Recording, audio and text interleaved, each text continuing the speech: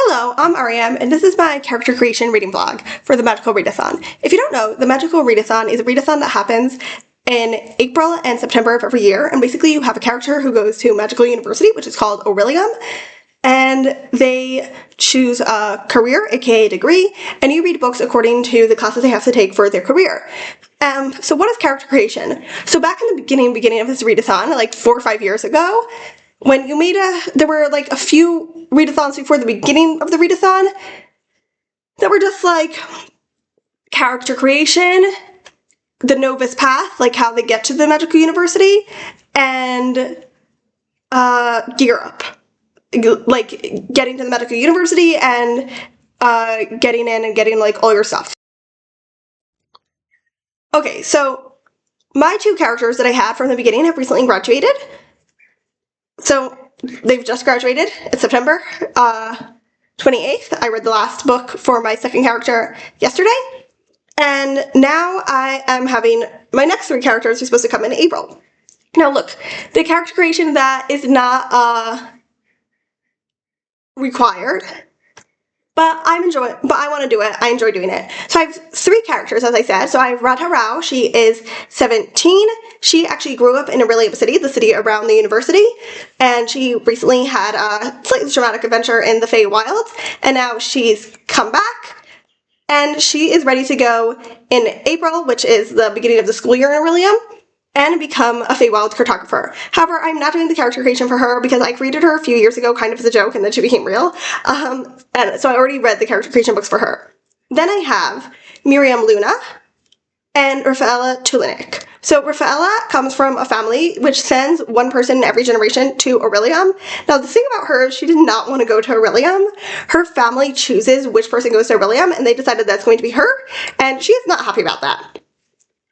Miriam also comes from not the greatest family situation. Like, she comes, or how do I explain this? Not the greatest societal situation. She loves her family very much. She knows that they love her. She feels their love. However, the society she comes from is very rigid, and she did not vibe with that. So she decided to, in this past year, she's like at the age where she leaves her family, and she decided to just take her sand ship and go on an adventure.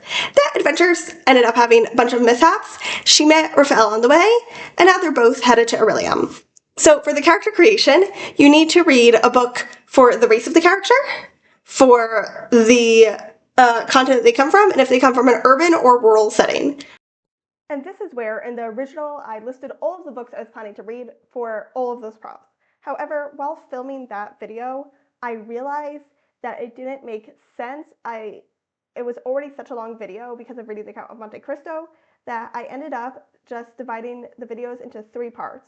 So this video was going to be only for if they live in a rural place for Rafaela, or if they live in a urban place for Miriam, and I will let myself explain that later on. She comes from an urban place, so the prompt for urban is to read a book that takes place mostly in an urban place, and for that I'm rereading The Count of Monte Cristo. So this is a book which follows Edmond Dantès, who has a conspiracy woven against him. That means he ends up in a remote prison. He manages to escape from the prison and become very rich in the process, and he comes back in disguise to Marseille. I don't remember if he comes back to Marseille or he goes to Paris, where everyone's moved to. But anyways, either way, he goes back to France, and he exacts his revenge on the people who did this conspiracy against him, and I love it. It's a very good book, even though it's very long. Okay, and next we have Rafaela. She comes from a rural area, so the prompt is to read a book that takes place in a rural area, and for that I'm reading Tucker's Countryside by George Selden. So Tucker's Countryside is the sequel to The Cricket in Times Square, but you don't really have to read The Cricket in Times Square to understand it.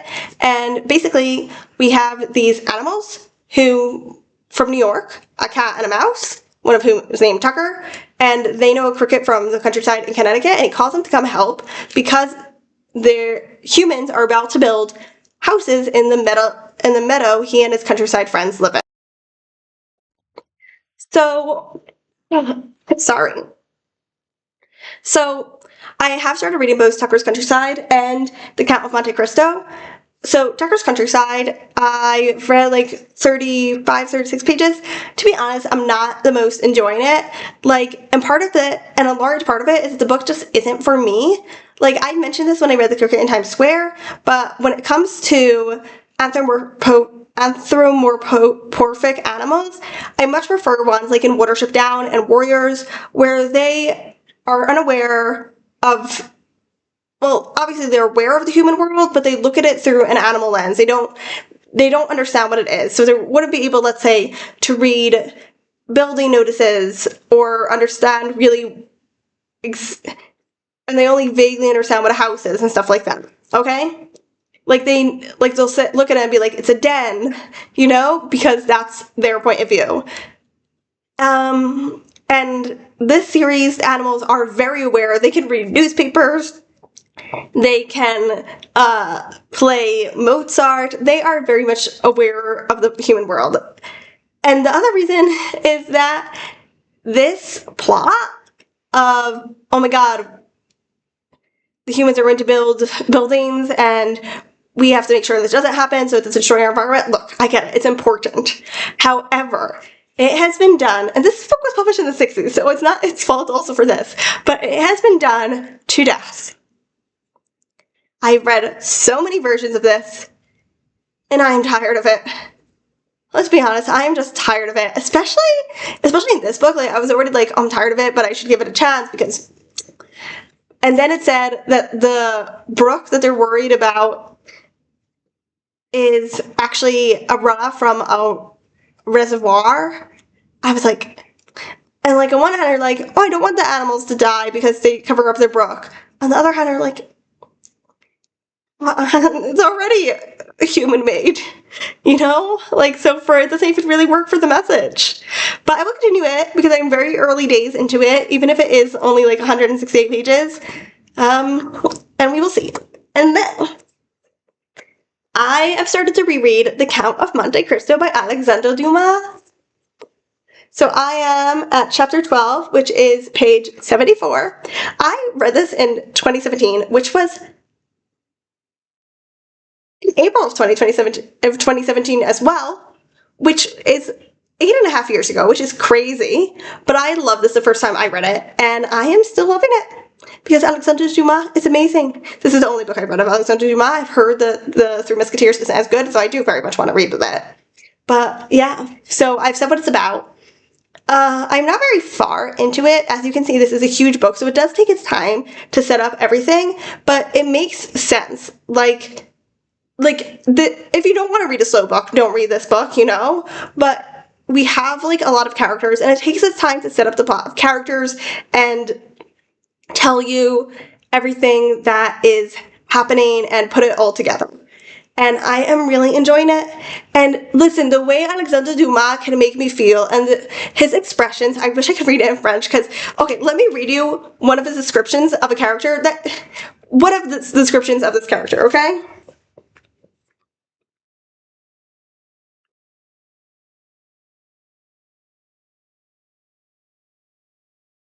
Cat doesn't want to go in there. He wants to go out, but not happening. Okay.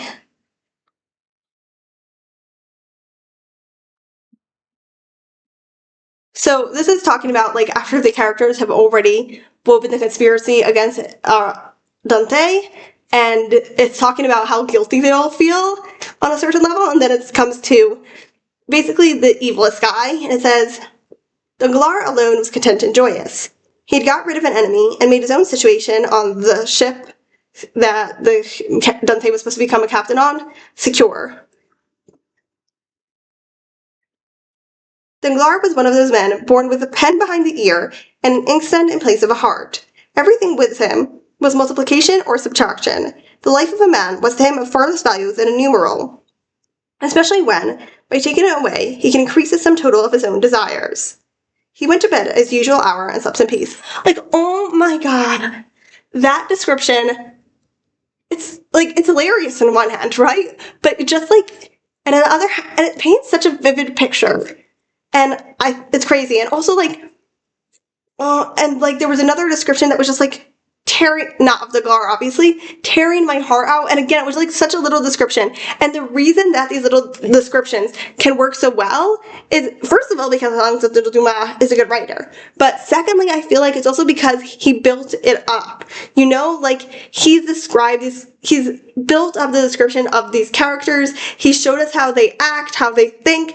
And so even just a little description can really, after he's already done that, even just a little description can like really show us these characters. Anyways, I am very excited for Dante to escape and come and start destroying people, and I'm excited for my lesbians to appear, because they appear here too. Anyways, also, I truly did not remember everything that happened in this book. As I said, I read it 8.5 years ago, and it takes a while for it to build up, as I said, so I did not remember everything that happened, so I'm really enjoying, like, reading and being like, oh, I didn't remember this, and this, and this, and that, so it's fun. It's fun. Now, October 3rd, and I am up to page 136 of The Count of Monte Cristo, which is, like, 62 pages more than I was the other day. So, I am still really enjoying this. We are still slowly building up the story. And honestly, I'm not sure how I would feel about this if I didn't know that it's going to take a while to build up the story. I think as I grow older, actually, instead of getting more patient, I grow less impatient. But I'm still loving this, and this was like a whole thing. This is like a whole readathon reading this in 2017, so I have like all these things written down, and going back and looking at them and seeing like that the same quotes stood out to me is really fun. And one thing I am finding funny though is Edmond. We have gotten to the part where he talks to the Abbe, and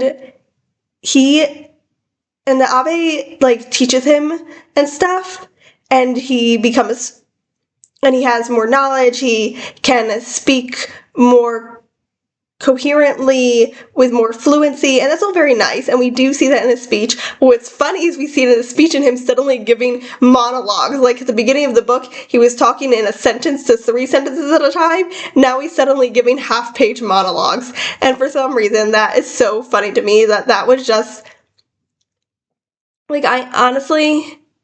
Okay, I'm giving a monologue right now, but I don't think people in general give unprepared, fluent monologues, you know? So, and obviously this was the style at the time.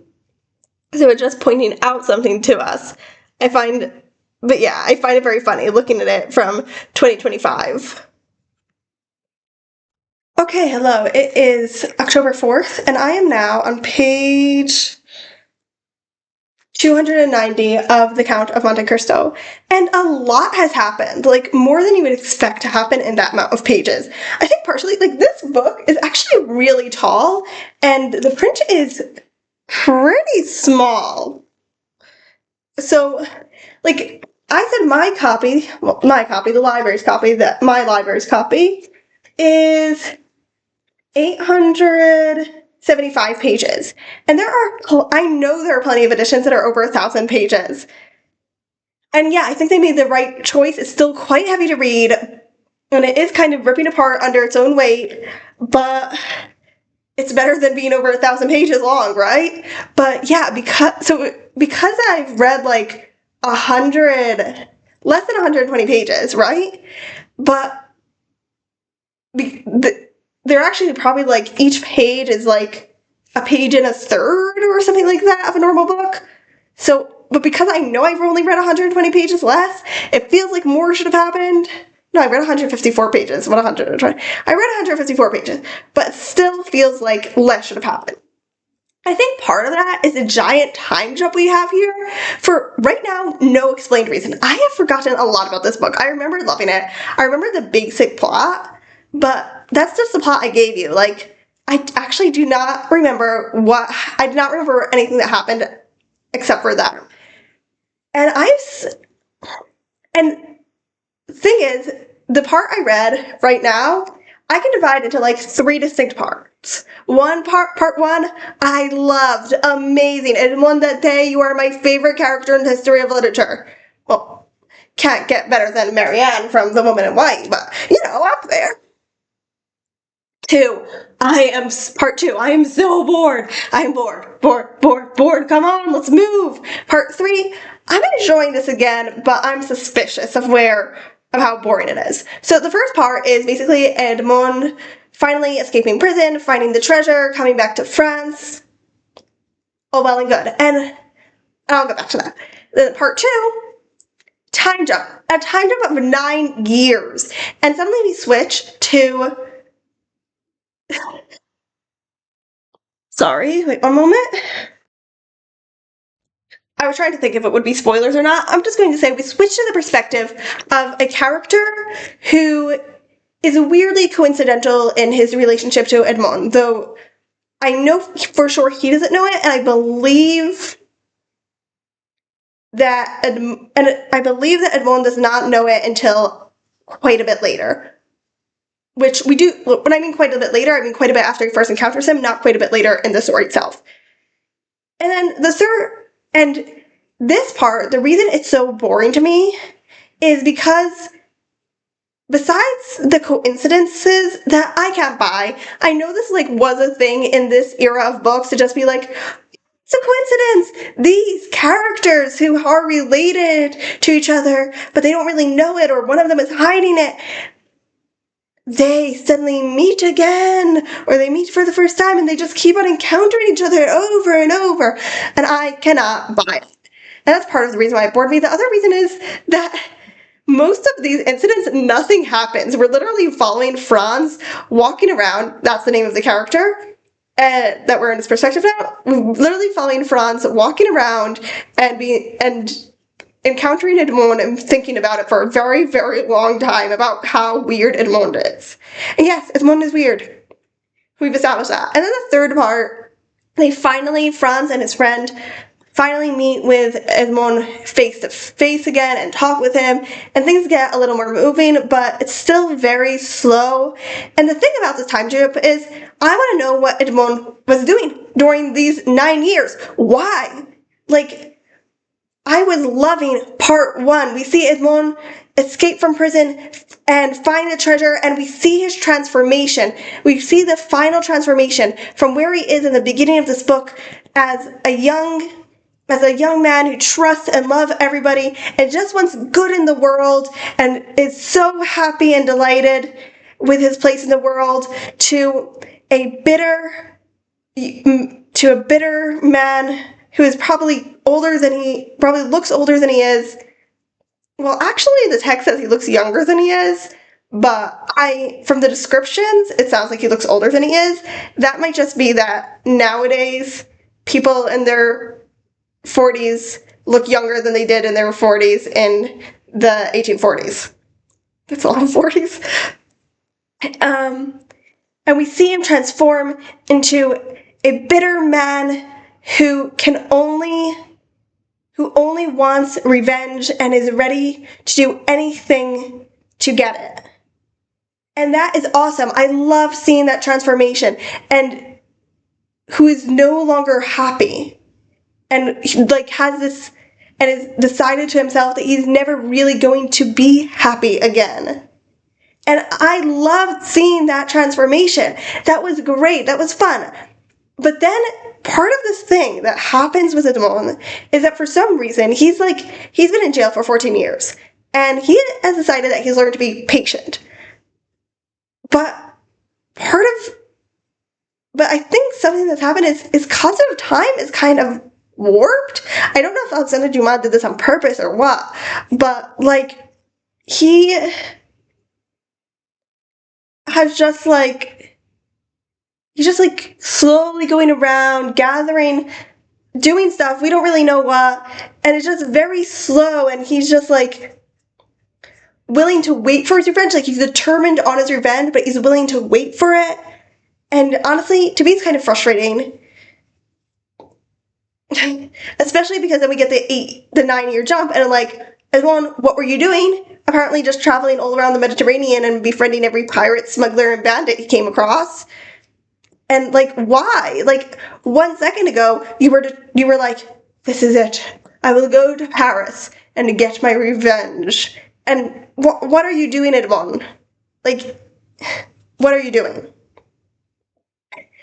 I also forgot how dark this book can get, and also how, like, sexual. There were two stuff that were extremely hard for me to read. One of them was not actually extremely detailed. It was just reminded me of October 7th. And the other was, again, not actually overly, no, there were some harsh details in that one, much more than the other one, but it was basically Alexandre Dumas is against the death penalty, and, or maybe he's not against the death penalty, I'm not sure he's against the death penalty in and of itself. Yeah, I don't think Alexandre Dumas is against the death penalty, however, he's against it being treated as a fair, as a festivity, which, yeah, I'm all with you, Alexandre Dumas. I mean, I'm also against the death penalty, so, except in very, very limited cases, but the thing is, reading it, you're not only disgusted by the way Alexandre Dumas describes it. I think also, reading it from a modern lens, like, he is writing about something that unfortunately did happen. People treating an execution as a festivity, and reading it from a modern lens, and honestly from a Jewish lens as well, you just feel sick to your stomach from it, and it's very hard to read. And then let's transfer into something a little lighter. It's so funny. I'm not sure I got this when I was 17, okay? When I first read it. Or what? But, like, Franz's best friend, Albert, he's an F-boy, okay? He's traveling around Italy to meet up with a woman and but what's funny is, he's not succeeding. And he's like, oh my god, these Italian women, they're too loyal to their lovers. And that does add a little bit of lightness and hilarity to this quite dark portion, and as I said, pretty boring to me. In general, Franz and Albert's relationship is here to add lightness, and it is nice and light and funny, but I was still bored. I'm not gonna lie to you, I was still bored.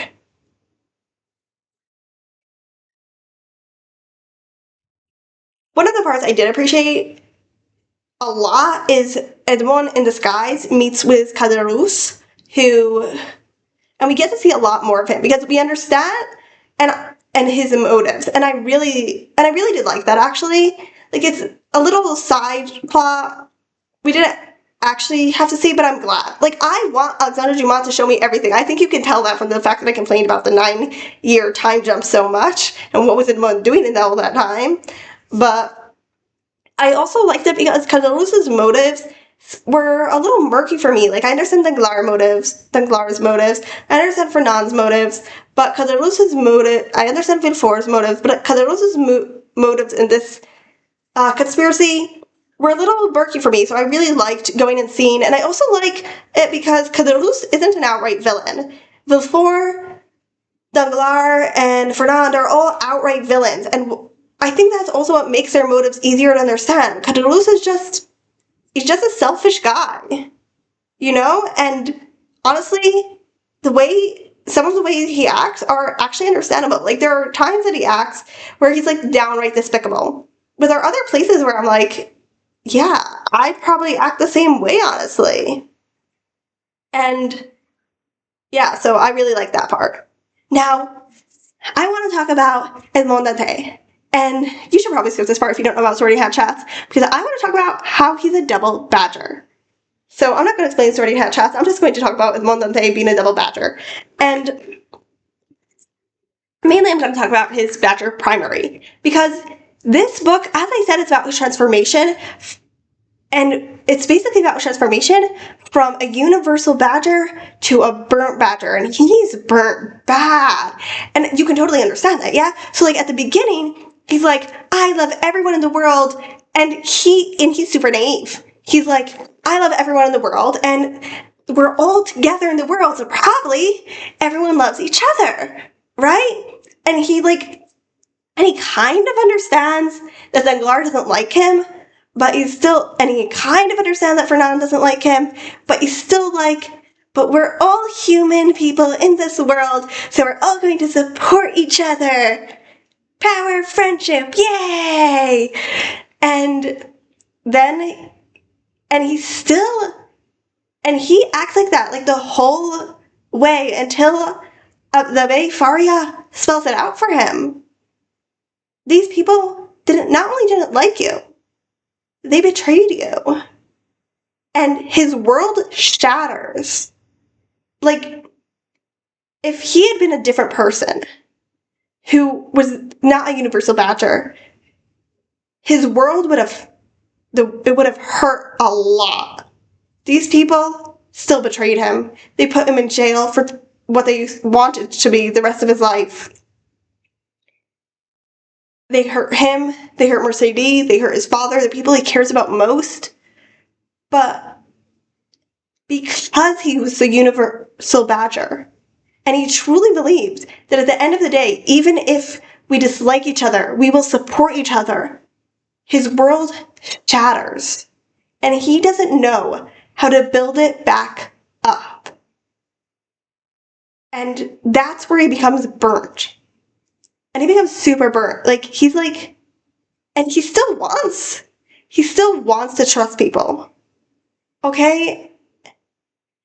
But he feels like he can't trust anyone.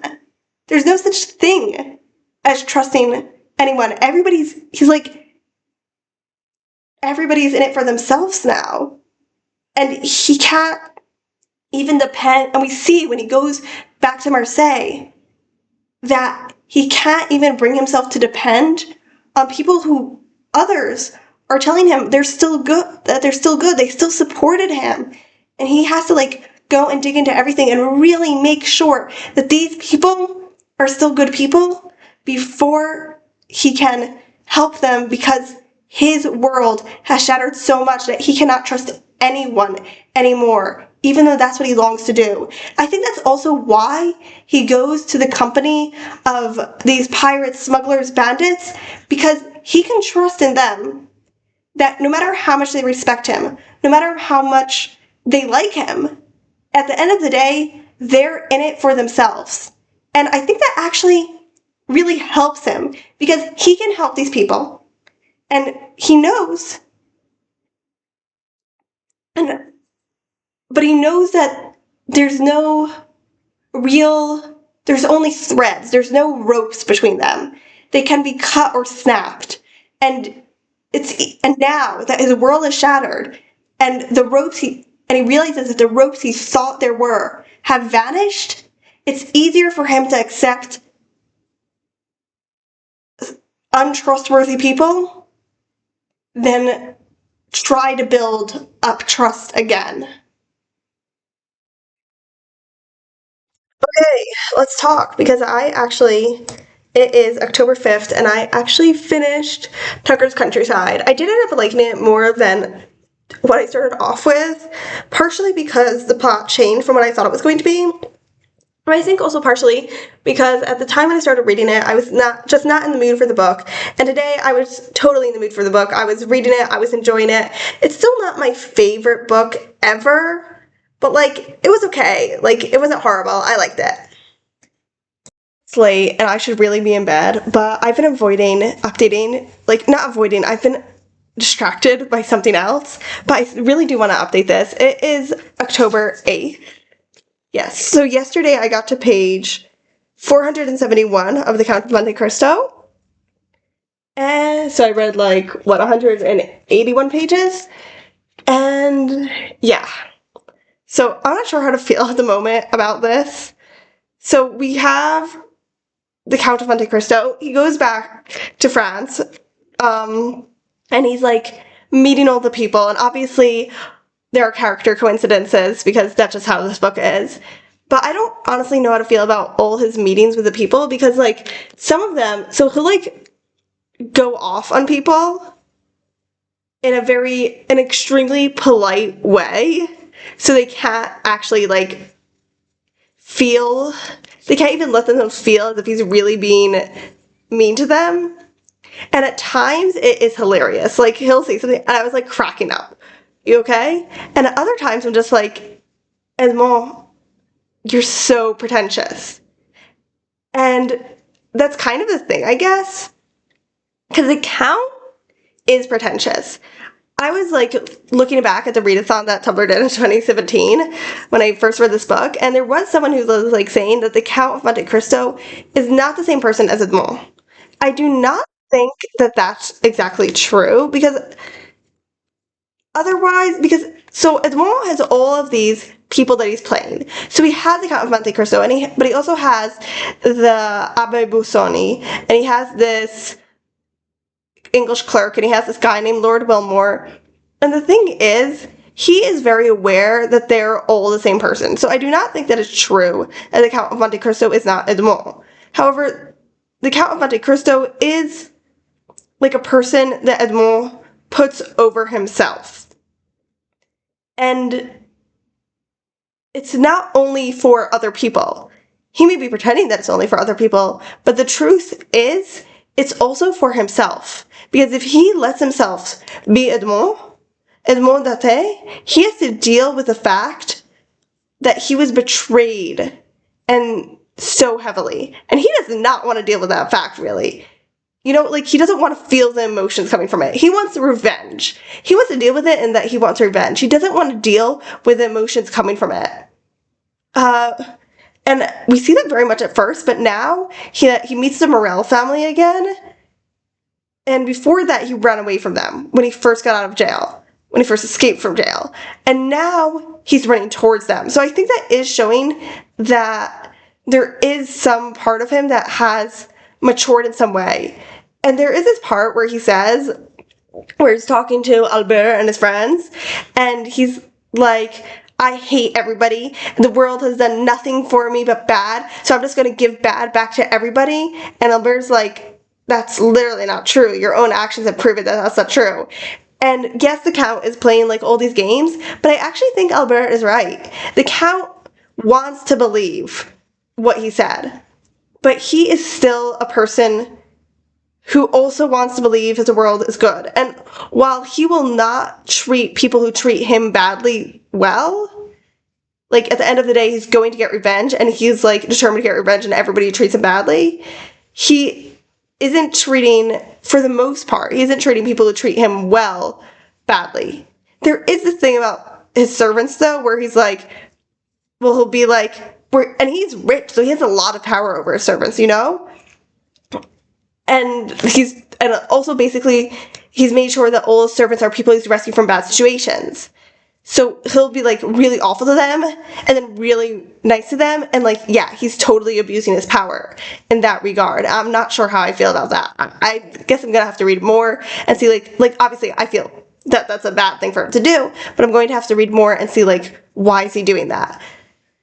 And do you remember, like, how I said that he's a double badger, but I only talked about his primary being a badger? So the secondary, I'm not sure, because I am sure that he has this bird model, this actor bird model, that he picked up from the Abbe Faria. But I'm not sure. I'm not sure if he's still a badger, secondary badger at heart or not. Oh, and another thing, the Christianity in the story does interest me. I don't know anything about Christianity, really, so I cannot speak on this. But there have been parts, and I guess I'll find it in the quotes review, I don't remember what it is at the moment, where I feel like he is saying something about Christianity. And at the same time, the fact that he's, like, dressing up as an abbot, I don't know if that's saying something or not. I don't know. Oh, and the other thing I forgot to mention is this vlog is going to be only these 2 books, because I realized that this book is so long, I cannot have it in a vlog with 5 other books. So it's just going to be 2 books, and every vlog in the series will be 2 books. Hi, it is October 13th, and I am currently 654 pages into the Count of Monte Cristo. And everything is beginning to come together. And what do I mean by everything? I mean Edmond's plot. So, for a lot of the last times that I spoke to you, we saw him meeting everyone in France, doing weird and mysterious things, and now we see what those weird and mysterious things have led to. I'm not gonna lie to you, it's distressing. Not because I care about Villefort and Danglars and all the other evil people, but because Villefort and Danglars have families, and obviously the things that Edmond does are going to impact their families. Especially because there is one thing here that's happening that I believe he's hurting Villefort's daughter in order to hurt him, and it makes a lot of sense, the way he's hurting her to hurt Villefort. It would, it's a specific way that is, it's not actually justice, but, it seems like justice, it matches, basically it matches what Villefort did to him. And it is horrible. And and a character that I really like has died, and I'm so worried about Valentine, and oh my god, this is and I'm saying all this in a positive way, right? I do not want, this is I care about these characters. And I do think that's one of the reasons this book is so long, is because we have these characters who we really care about, whether we want bad things to happen to them or good things or somewhere in the middle. And it's a huge cast of characters. So Alexandre Dumas had to build up our knowing these characters for quite a while so that we would care about them. And I think that's one of the things Alexandre Dumas shines in. I do not think that he actually shines so much in the plot building of Edmond's secret conspiracies of that, but building up, but getting us to spend time with characters. And I'm a character person. I've said this over and over. I'm a character person. I will read a book that's just about a character. Some of my favorite books are literally just about a character and no plot. So yeah, I really appreciate this. That Alexandre Dumas just has us spend time with these characters over and over and over again until we actually care about them and we understand what the things that Edmond is doing to them. And I love that. Okay. It is October 14th, and I made a concerted effort and finished the Count of Monte Cristo today. And I have a lot of thoughts, but they're all really, really spoilerly. Quick thoughts I can give you. Villefort is, oh my god, him, and the parallels of him to Edmond, they're driving me crazy. Because Villefort is an awful, awful man, yes? The thing is, Edmond turns out to be an awful, awful man as well. So, and the parallels are explicit in the text. And speaking of stuff that's explicit in the text, the comparison of Edmond by himself and by the text to God, he really believes that he is God giving out justice. That's also driving me crazy. Yeah, and basically just Edmond is... The way this book ends, with Edmond being satisfied, honestly, I wanted it to end with him kind of going crazy or something, because, well, he ends up being a really horrible person. Yeah, so, I did have a few problems with this book.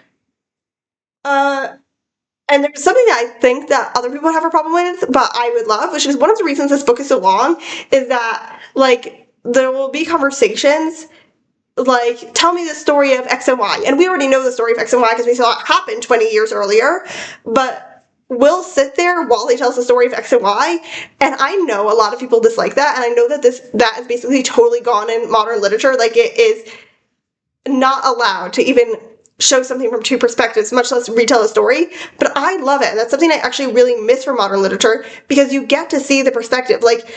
we see Edmond living through something, and then we see someone telling him it with not knowing that he was the person that happened to, and we see his perspective and how it's the same and how it's changed. I think it's actually really important and a great part of character building. And seeing something also, not in this, but I was reading a fanfiction recently where we see the same scene from two different characters' points of view, and I love it. I love it. I love to see the different perspectives. I wish there was that in modern literature.